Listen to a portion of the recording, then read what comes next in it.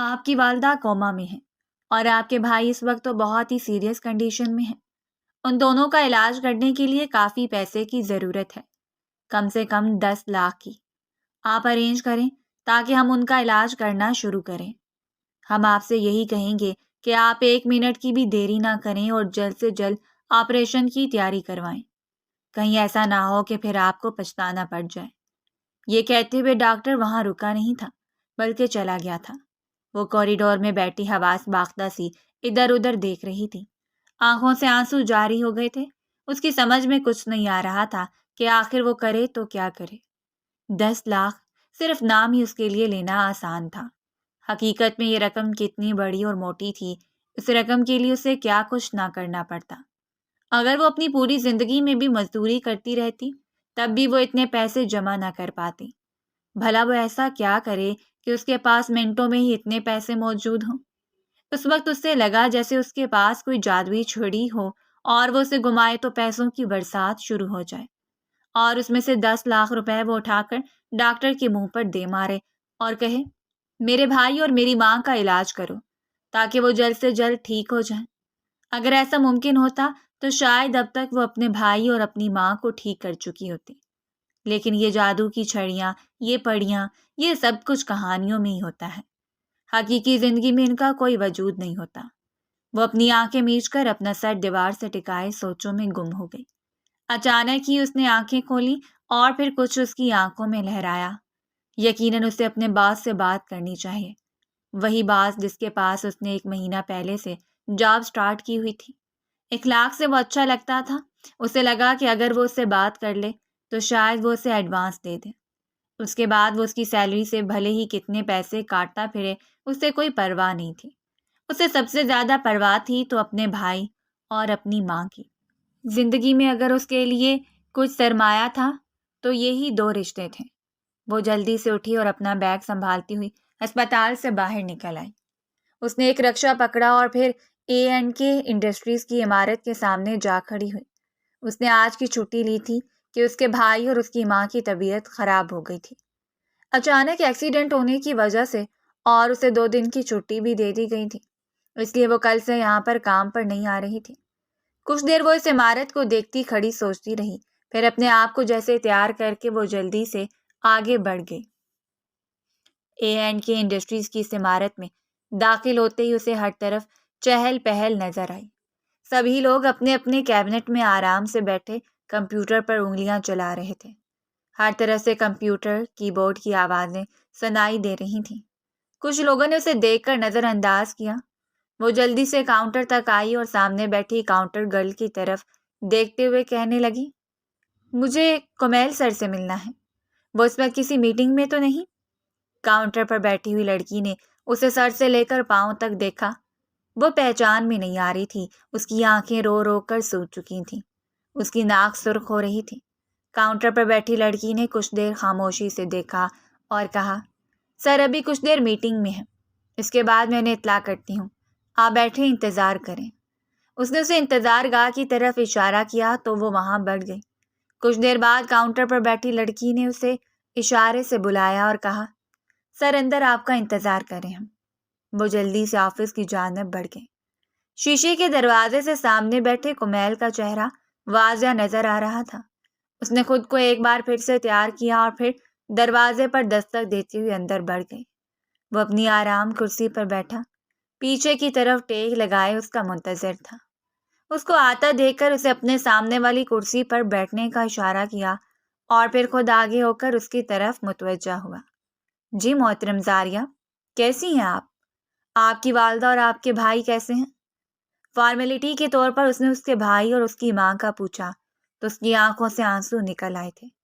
وہ کہنے لگی، سر مجھے آپ سے بہت ضروری بات کرنی ہے، اسی حوالے سے۔ میری ماں اس وقت کوما میں اور بھیا بہت کریٹیکل کنڈیشن میں ہیں۔ ان کے علاج کے لیے مجھے 10 لاکھ روپے چاہیے۔ آپ مجھے اگر آفس سے لون دے دیں تو آپ میری تنخواہ سے کاٹتے رہیے گا۔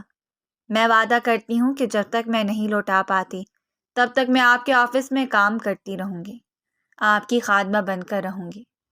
سر پلیز، میری ماں اور میرے بھائی کی زندگی کا سوال ہے، آپ خدا کے لیے میری مدد کر دیجیے۔ اس نے اپنے گرد ایک گہرے نیلے رنگ کی چادر لپیٹی ہوئی تھی۔ اس گہرے نیلے رنگ میں اس کا سفید اور سرخ رنگ نکھر رہا تھا۔ اس کے روتے ہوئے چہرے پر اس کے سیاہ بالوں کی 2 لٹیں جھول رہی تھیں۔ اس وقت وہ کسی حسین اپسرا سے کم نہیں لگ رہی تھی۔ اور وہ کمیل جو اس وقت کافی پریشانی میں تھا، اسے یوں لگا جیسے اس کی پریشانی منٹوں میں حل ہو گئی ہے۔ وہ سامنے بیٹھی زاریہ کی مجبوری کا فائدہ اٹھا کر ایک ایسی شرط اس کے سامنے رکھنے لگا تھا جسے مانے بغیر وہ رہ نہ سکتی تھی۔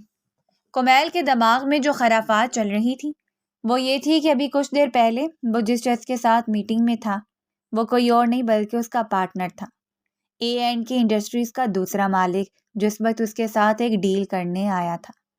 اسے ہر ماہ ایک لڑکی چاہیے تھی اور اس لڑکی کا انتظام اسے کمیل نے کر دینا تھا، کیونکہ کمیل کی طرف سے اسے کافی نقصان ہوا تھا اور اب وہ اس نقصان کا بدلہ کسی لڑکی سے چاہتا تھا۔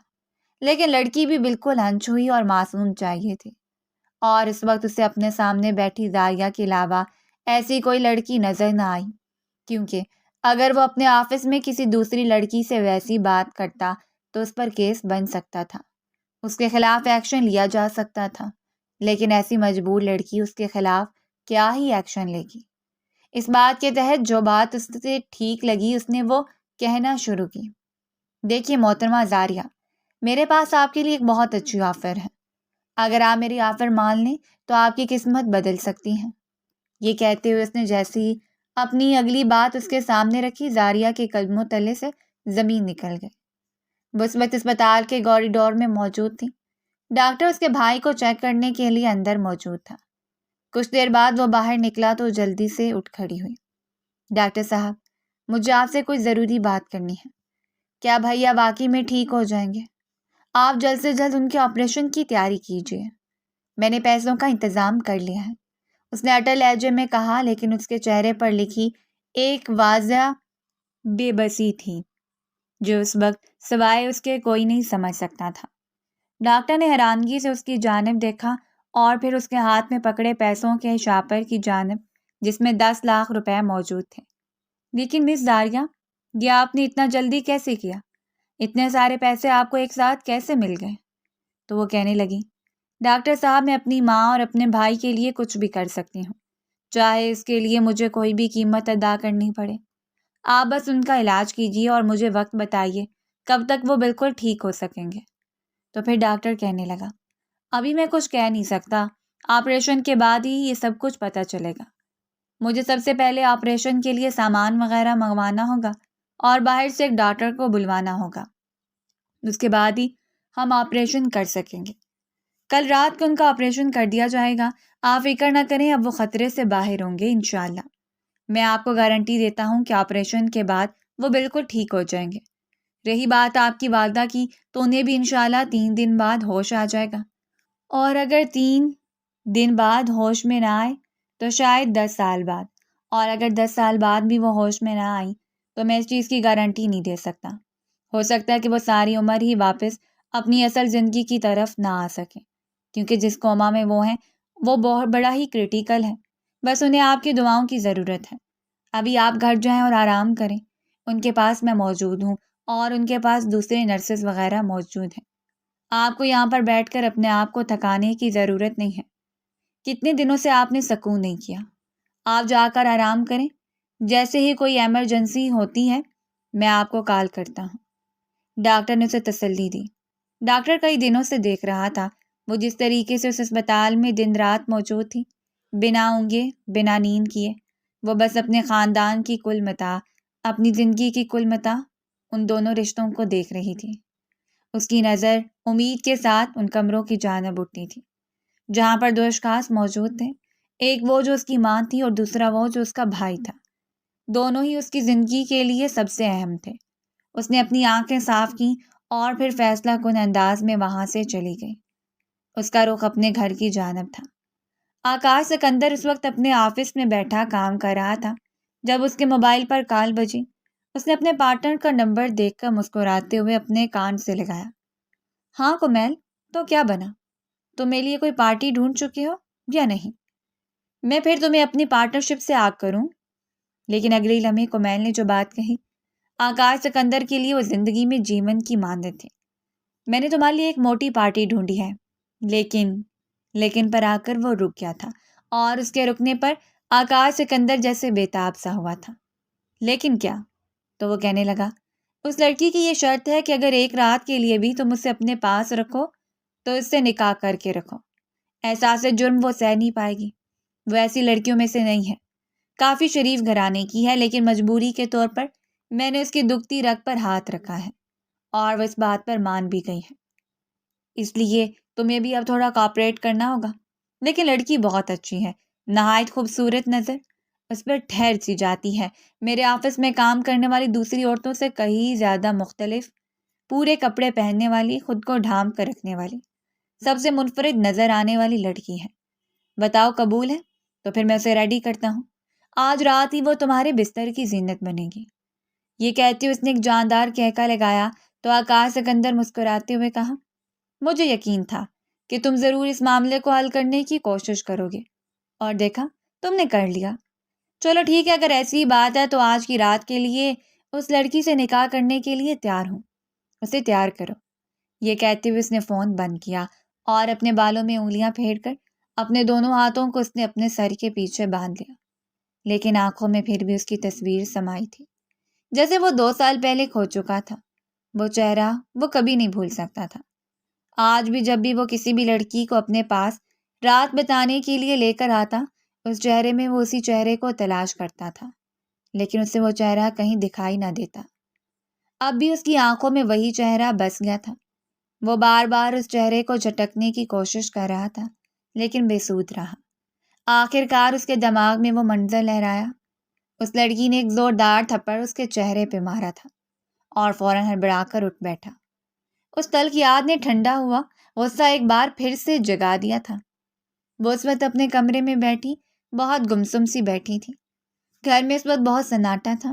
اس نے کمرے کی لائٹ بھی آف کر دی تھی اور کھڑکیاں دروازے سب کچھ بند کر رکھا تھا۔ وہ مکمل طور پر تنہائی چاہتی تھی۔ اس کی آنکھیں آنسو بہا رہی تھیں، لیکن دل ہر چیز سے خالی تھا۔ وہ چاہتی تھی کہ بہت جلدی اس کے بھائی اور اس کی ماں صحت یاب ہو کر اس کے گھر واپس لوٹ آئیں اور اس کی رونقیں گھر کو واپس مل جائیں، لیکن اب شاید یہ خواب بن کر رہ گیا تھا۔ اس کی آنکھیں آنسو بہا رہی تھیں کہ تبھی اس کا موبائل بجا۔ اس نے اپنے موبائل کی جانب دیکھا، جہاں پر A&K انڈسٹریز کے مالک کا نام لکھا آ رہا تھا، یعنی اس کا باس۔ اس نے اپنے آنسو صاف کی اور خود کو نارمل کرتے ہوئے اٹھ بیٹھی۔ اسے تو اس خطرے کا بھول ہی چکا تھا۔ وہ جو سودا کرائی تھی، اس سودے کی قیمت بھی تو چکانی تھی۔ اب جب اس نے A&K انڈسٹریز کے مالک کی کال کو دیکھا تو اس کا دل دھک دھک کرنے لگا۔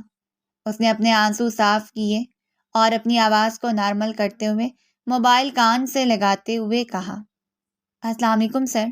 پھر وہ کچھ دیر کے لیے رکی۔ آگے سے کمیل بات کر رہا تھا، مس زاریہ، آپ نے ہمارے ساتھ ایک سودا طے کیا تھا۔ میں نے آپ کو 10 لاکھ روپے دیے اور اس کے بدلے میں آپ کو ایک رات کے لیے میرے پارٹنر کے ساتھ شادی کرنی ہوگی۔ آپ کی شرط ہم مان چکے ہیں۔ وہ آپ سے ایک رات کے لیے نکاح کرے گا اور وہ رات آج کی رات ہے۔ آپ جلدی سے تیار ہو جائیے، میری گاڑی آپ کو لینے ہی آتی ہی ہوگی۔ آپ کا سارا سامان آپ کو لانے کی کوئی ضرورت نہیں ہے۔ آپ کے کپڑے جوتے سب کچھ ریڈی ہے، بس آپ جلدی سے آنے کے لیے تیار ہو جائیں۔ یہ کہتا ہوا وہ کال بند کر گیا، جبکہ وہ کئی وسوسوں کا شکار ہو چکی تھی۔ نہ جانے کمیل سر کا کون سا پارٹنر تھا، اسے اس نے آج تک نہیں دیکھا تھا۔ نہ جانے وہ کس قسم کا انسان تھا۔ ظاہر سی بات ہے وہ کوئی اچھا انسان تو ہو نہیں سکتا تھا جو اسے ایک لڑکی کی مانگ کر رہا تھا، تو بھلا اس سے بھلائی کی امید کیا ہی رکھی جا سکتی تھی۔ اس کا دل ایک دم سے مٹھی میں آ گیا۔ وہ سوچ میں پڑ گئی کہ کہیں جب اس کی ماں اور بھائی دونوں ہی ہوش میں آ جائیں گے اور انہیں اس بات کا پتہ چلے گا تو نہ جانے وہ کیا کہیں گے۔ لیکن پھر اگلے ہی پل وہ سنبھل گئی اور کہنے لگی، کچھ نہیں ہوتا، ایک رات کی تو بات ہے، بھلا ان دونوں کو کیسے پتہ چلے گا۔ یہ سوچتی اس نے جا کر واش روم میں اپنے آپ کو فریش کیا اور پھر جانے کے لیے تیار ہو گئی۔ اپنے پیاروں کی زندگیاں بچانے کے لیے اسے کوئی قربانی تو دینی ہی تھی، یہی صحیح۔ وہ دلہن بنی ہاف وائٹ غرارے میں بے تحاشا حسین لگ رہی تھی۔ یوں لگ رہا تھا جیسے یہ سوٹ بنایا ہی اسی کے لیے گیا ہو، اور یوں لگ رہا تھا جیسے تمام قدرت کا حسن سمیٹ کر اسی ایک آنچل میں چھپا دیا گیا ہو۔ جس آنچل میں اس وقت چھپی بیٹھی تھی۔ اس کی لمبی گھنی پلکیں جھکی ہوئی تھیں۔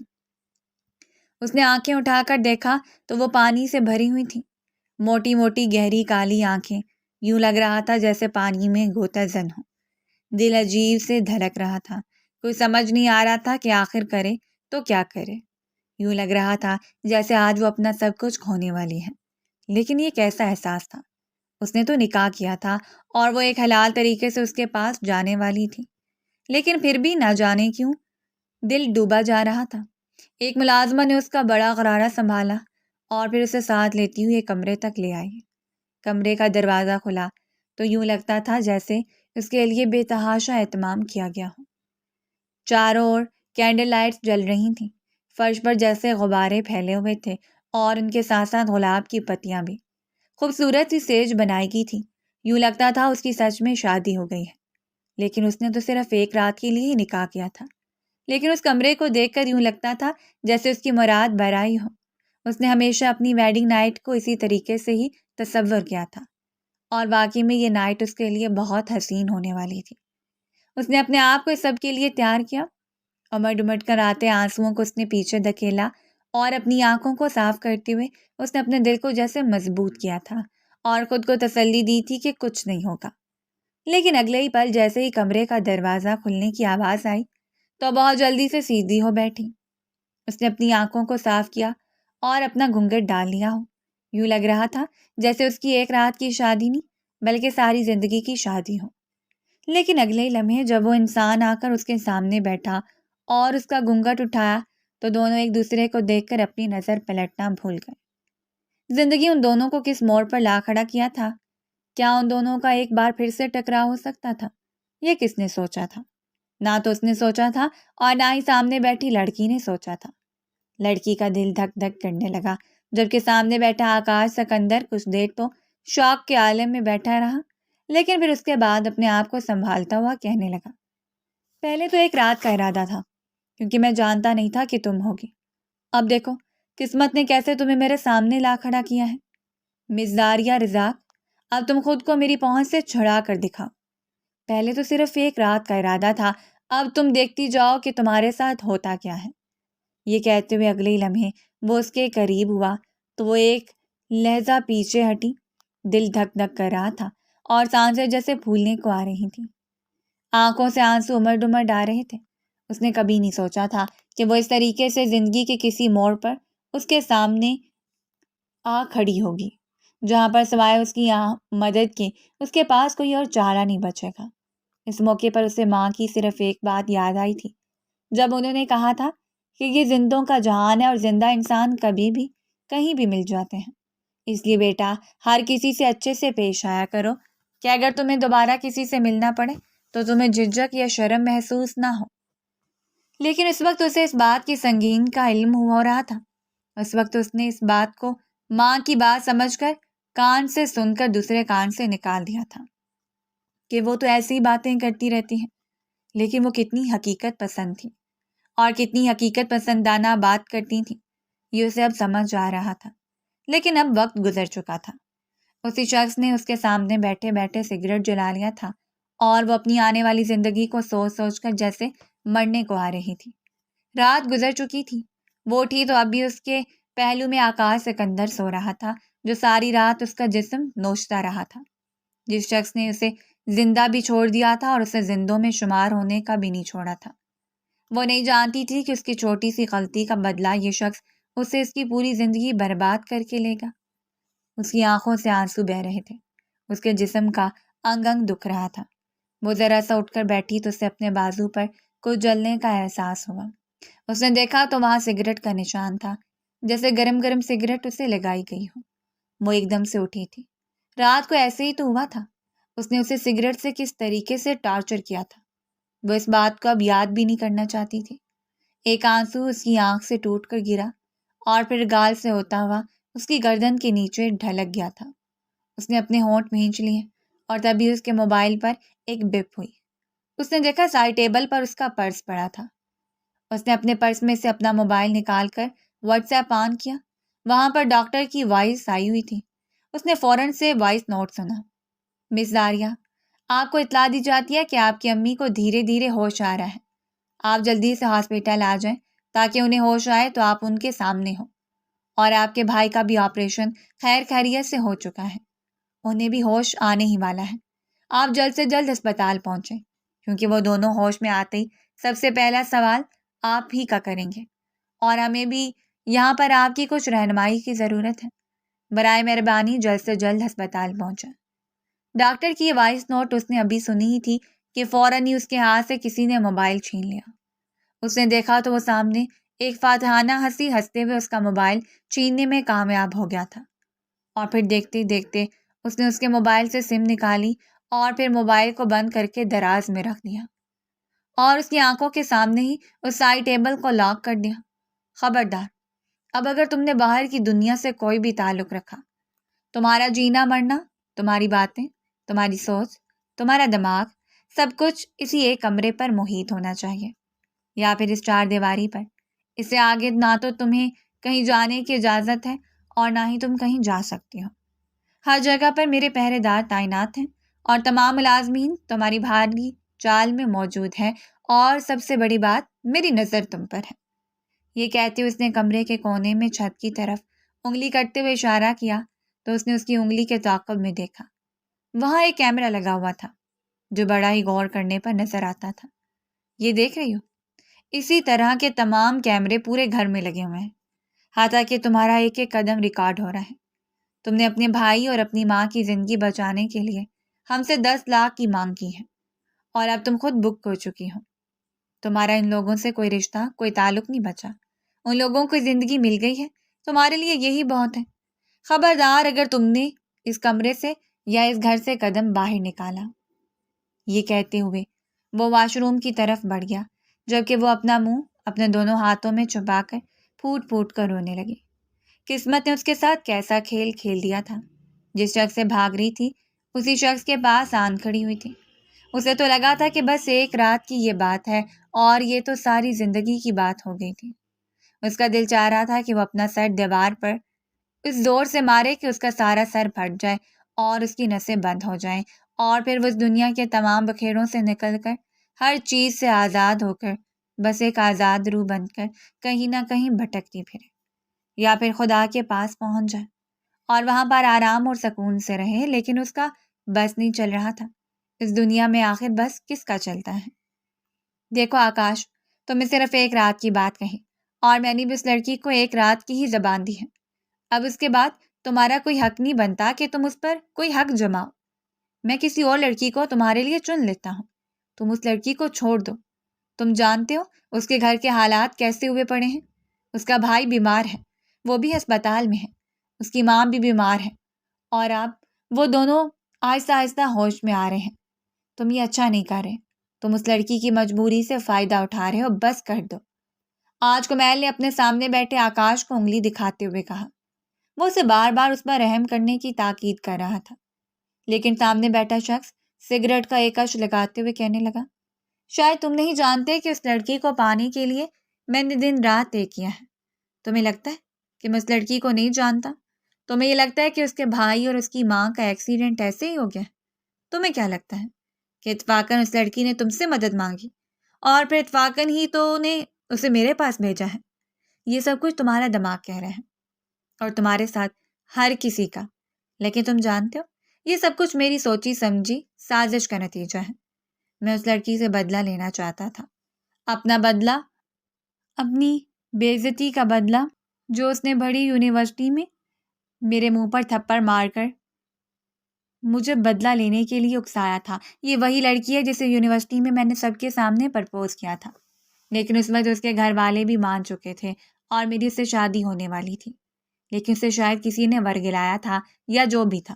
اسے یہ کہا گیا تھا کہ میں ہر رات نئی لڑکی کے ساتھ گزارنے والا انسان ہوں، لیکن مجھ میں یہ سب خامیاں نہیں تھیں۔ اسی لڑکی نے ساری یونیورسٹی کے سامنے یہ بات کہتے ہوئے میرے منہ پر تھپڑ مارا تھا اور کہا تھا کہ میں بگڑا ہوا امیر زادہ ہوں، عیش کرنا میری فطرت ہے، معصوم لڑکیوں کی ایموشنز کے ساتھ کھیلنا میری فطرت ہے، اور پھر یہ کہتے ہوئے وہ وہاں سے چلی گئی۔ لیکن ساری یونیورسٹی کی نظریں مجھے آج بھی اپنے اوپر محسوس ہوتی ہیں۔ اس روز میں نے یہ فیصلہ کر لیا تھا کہ میں اس لڑکی سے بدلہ لے کر رہوں گا، اور پھر جب میں نے تمہارے آفس میں اس لڑکی کو کام کرتے ہوئے دیکھا تو میں نے ایک منصوبہ بنایا، ایک سوچا سمجھا منصوبہ، جس کے تحت اس کی ماں اور بھائی کا میں نے ایکسیڈنٹ کروایا اور پھر اسے مدد مانگنے کے لیے تمہارے پاس آنا ہی تھا۔ اور اسی لیے تو میں نے اس روز آ کر تمہارے سامنے یہ شرط رکھی تھی کہ تم کسی لڑکی کا انتظام کرو، اور پھر میں جانتا تھا کہ تم اس لڑکی کا فائدہ اٹھاؤ گے، اور اب تم جانتے ہو سب کچھ میری مرضی کے مطابق ہو گیا ہے۔ تو اب جب تک میں اپنی ان تمام تکلیفوں کا بدلہ نہیں لے لیتا تب تک میں اس لڑکی کو چھوڑنے والا نہیں، چاہے اس کی ماں اور بھائی مرتے ہیں تو مر جائیں، مجھے اس چیز سے کوئی پرواہ نہیں، مجھے اپنا بدلہ لینا ہے اور اس لڑکی کو پل پل مارنا ہے۔ یہ کہتے ہوئے وہ ایک کے بعد ایک سگریٹ کے کش لینے لگا۔ آنکھیں سرخ ہو رہی تھیں جیسے انگارہ، اور ماتھے کی رگیں ایسے پھول گئی تھیں کہ وہ بہت غصے میں لگ رہا تھا۔ اسے آگے کمیل کوئی بات ہی نہ کر سکا۔ وہ حیرانگی سے سامنے بیٹھے شخص کو دیکھ رہا تھا۔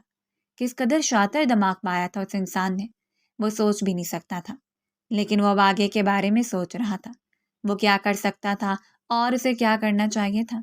کمیل بس اسی سوچ میں لگ گیا۔ دیکھیے مسٹر کمیل، مس زاریہ معلوم نہیں کہاں چلی گئی ہیں۔ انہوں نے ہمیں پے کی اور اپنے بھائی اور اپنی ماں کا علاج کرنے کے لیے کہا، اور پھر وہاں سے وہ نہ جانے کیسے غائب ہو گئی۔ اب ان کی امی کو ہوش آنے لگا ہے اور وہ بار بار اپنی بیٹی کا پوچھتی ہیں۔ اس کے ساتھ ہی اب ان کے بھائی کو بھی ہوش آ چکا تھا، وہ بھی زاریہ کا ہی پوچھ رہے ہیں۔ میں نے ابھی تک تو یہی ٹال رکھا ہے کہ وہ آئی تھی اور آپ سو رہے تھے، لیکن اب میں مزید انہیں اس چیز میں نہیں ڈال سکتا، آپ کچھ کریں۔ کمیل ڈاکٹر کی بات سن رہا تھا۔ ان کی بات سننے کے بعد وہ کہنے لگا، ڈاکٹر صاحب آپ انہیں کچھ مت کہیں، میں خود جا کر ان سے ملتا ہوں، ابھی وہ ہوش میں تو ہوں گے نا؟ کمیل نے آگے ہوتے ہوئے کہا تو ڈاکٹر کہنے لگا، ہاں وہ اس وقت ہوش میں ہیں، نرسز ان کے پاس موجود ہیں، آپ چاہیں تو ان سے مل سکتے ہیں، چلیے آئیں، میں آپ کو ان کے ساتھ لے چلتا ہوں۔ یہ کہتا ہوا ڈاکٹر اسے اپنے ساتھ لیے اس کی ماں کے کمرے میں آیا، جسے اس وقت آکسیجن ماسک لگا ہوا تھا اور کافی کمزوری محسوس ہو رہی تھی۔ ان دونوں کا علاج ہو رہا تھا۔ کمیل آگے بڑھا اور کہنے لگا، آنٹی اب کیسی طبیعت ہے آپ کی؟ آپ کو بتاتا چلوں کہ مس زاریہ کو ہم نے کسی ضروری پروجیکٹ پر کام کرنے کے لیے کسی دوسرے ملک بھیجا ہے، وہ 1 مہینے تک نہیں آ سکیں گی۔ انہوں نے میری ذمہ داری رکھی ہے کہ میں آپ لوگوں کو دیکھوں اور آپ لوگوں کے پاس رہوں، ہر روز وہ کال پر آپ دونوں کا پوچھتی ہیں، اور وہ بالکل صحیح سلامت ہے، آپ کو فکر کرنے کی ضرورت نہیں ہے۔ انہیں آکسیجن ماسک لگا تھا اور وہ اس وقت ہوش میں تھیں۔ انہوں نے اپنا آکسیجن ماسک کو تھوڑا سا سرکایا اور پھر کہنے لگی، جیتے رہو بیٹا، لیکن زاریہ سے میری ایک بار بات کرا دینا، اسے کہنا کہ اس کی ماں اسے دیکھنے کے لیے ترس رہی ہے، میری بچی نہ جانے کہاں ہوگی، کس حال میں ہوگی، اس نے کچھ کھایا پیا بھی ہوگا یا نہیں۔ اب مجھے تسلی ہو گئی ہے کہ آپ نے مجھے کہہ دیا ہے کہ آپ نے خود ہی اسے کسی دوسرے ملک بھیجا ہے، تو آپ کا بہت شکریہ صاحب جی، آپ بہت اچھے انسان ہیں۔ لیکن اسی پل کمیل کو شرمندگی نے گھیرا تھا، اس نے ہی تو ان کی بیٹی کو اس دلدل میں دھکیلا تھا، کاش کہ وہ اس وقت اس کی مجبوری سے فائدہ اٹھاتے ہوئے اسے وہ پیشکش نہ کرتا، تو یہ شاید یہ سب کچھ نہ ہوتا۔ اس نے اس وقت تو اپنی پارٹنرشپ بچانے کے لیے یہ سب کچھ کیا تھا، لیکن اب اسے یوں لگ رہا تھا جیسے 3 زندگیاں اس کی وجہ سے برباد ہو رہی ہیں، اور یہ سوچ اسے خود سے شرمندہ کر رہی تھی۔ اس کے بعد وہ اس کے بھائی سے بھی ملا اور اسے بھی یہی بات کہی۔ ان دونوں نے اسے بس زاریہ کو سلام کہنے اور اسے بات کروانے کی تاکید کی تھی۔ اب وہ یہی سوچ رہا تھا کہ اسے آگے کیا کرنا چاہیے، لیکن سلجھے ہوئے دھاگے کا سرا اس کے ہاتھ نہیں آ رہا تھا کہ وہ کیسے سلجھائے۔ اسے 1 مہینہ ہو چکا تھا، اس 1 مہینے میں وہ اس شخص کے کتنے مظالم سہ چکی تھی۔ اب اسے یوں لگ رہا تھا جیسے وہ کبھی بھی اپنے بھائی اور اپنی ماں کو نہیں مل سکے گی۔ اس کی آنکھوں کے نیچے ہلکے ہو چکے تھے، وہ انتہائی کمزور ہو چکی تھی۔ اس کو بس یہی فکر کھائی جا رہی تھی کہ نہ جانے اس کے بھائی اور اس کی ماں اس کے بارے میں کیا سوچ رہے ہوں گے، وہ کس حالت میں ہوں گے، وہ ٹھیک ہوں گے بھی یا نہیں۔ وہی انہی سوچوں میں گم اپنے کمرے کی کھڑکی کے سامنے کھڑی تھی جب وہ واش روم سے باہر نکلا۔ میں نے تم سے کہا تھا نا کہ میں تمہارا جینا حرام کر دوں گا، تمہیں سمجھ میں آیا کہ کس طریقے سے میں نے تمہارا جینا حرام کیا ہوا ہے؟ بار بار مرنا اور بار بار جینا کسے کہتے ہیں؟ اور اب تم اسی قید میں پڑی رہو، آج کے بعد یہاں پر میں بھی نہیں آؤں گا اور تمہیں تو یہاں سے نکلنے کی بالکل بھی اجازت نہیں ہوگی۔ ان تمام کیمروں کا ریکارڈ میرے موبائل میں ہے، اور اس کے ساتھ ساتھ میرے تمام نوکر چاکر دیکھ رہی ہوں۔ یہ صرف میری بات سنتے ہیں اور میرا کہنا مانتے ہیں۔ یہ روبوٹ کی مانند ہے، میرے علاوہ یہ نہ تو کسی کو فالو کرتے ہیں اور نہ ہی کسی کی بات سنتے ہیں۔ یہ ہر کسی کے لیے اندھے، بہرے اور گونگے ہیں۔ اس لیے اب تمہارے لیے یہی سزا کافی ہے کہ تم یہاں پر ساری زندگی کے لیے پڑی مرتی رہو۔ اس وقت جب میں تم سے دل سے محبت کرتا تھا اور تمہیں اپنانا چاہتا تھا، تب تم نے میری محبت کو ٹھکرا کر اچھا نہیں کیا تھا۔ کسی اور کی باتوں میں آ کر تم نے ہر بات پر یقین کر لیا تھا، اور آج میں تمہیں وہی بن کر دکھا رہا ہوں۔ تمہارے لیے اس سے بڑی سزا اور کیا ہوگی؟ یہ کہتے ہوئے اس نے اپنا سوٹ کیس نکالا اور اس نے اپنے کپڑے پیک کر کے وہاں سے جانے لگا کہ تبھی اسے کچھ گرنے کی آواز سنائی دی۔ اس نے مڑ کر دیکھا تو وہ نیچے گر پڑی تھی۔ اس کے ماتھے سے خون بھی بہنے لگا تھا۔ اسے یوں بے ہوش ہوتا دیکھ کر اس کے پیروں تلے سے زمین نکل گئی تھی۔ اس نے جلدی سے اس کی طرف بڑھتے ہوئے اسے سنبھالا تو اس کے سر سے بے تحاشا خون بہہ رہا تھا۔ اس کے سر پر بہت گہری چوٹ آ چکی تھی، جو وہیں پر پڑے ہوئے گلدستے پر لگنے کی وجہ سے سر پھٹ چکا تھا۔ وہ بے سدھ تھی۔ اس نے اس پر پانی ڈالا، اسے ہوش میں لانے کی ہر ممکن کوشش کی، مگر وہ ہوش میں نہ آئی۔ اس نے ڈاکٹر کو بلایا۔ ڈاکٹر کا کہنا تھا کہ ذہنی دباؤ کی وجہ سے اس کی حالت اتنی خراب ہو چکی ہے، اور دوسری بات یہ کہ وہ ماں بننے والی ہے۔ اس وجہ سے بھی وہ کمزوری بہت زیادہ ہو چکی ہے، اور اس کمزوری کے باعث وہ اس حالت میں زیادہ ذہنی سٹریس نہیں لے سکتی، ورنہ اس کی جان کو خطرہ ہو سکتا ہے۔ یہ بات سن کر اس کے پیروں تلے سے زمین نکل گئی تھی۔ 1 مہینے سے وہ اسے کس قدر ٹارچر کر رہا تھا، ویسے ہی اس کے دل میں بدلہ لینے کی چاہت تھی، لیکن وہ بالکل بھی اس لڑکی کو اس طرح تکلیف نہیں دے سکتا تھا۔ اس کے دل میں اب بھی کہیں نہ کہیں اس لڑکی کے لیے محبت تھی۔ ڈاکٹر کا کہنا تھا کہ اسے جلد سے جلد ہاسپٹل لے جایا جائے۔ اسے اپنے ہاتھوں پر اٹھاتے ہوئے گاڑی میں لے آیا، اور پھر اسے گاڑی بھگا کر وہ ہاسپٹل کے دروازے پر آ کھڑا ہوا۔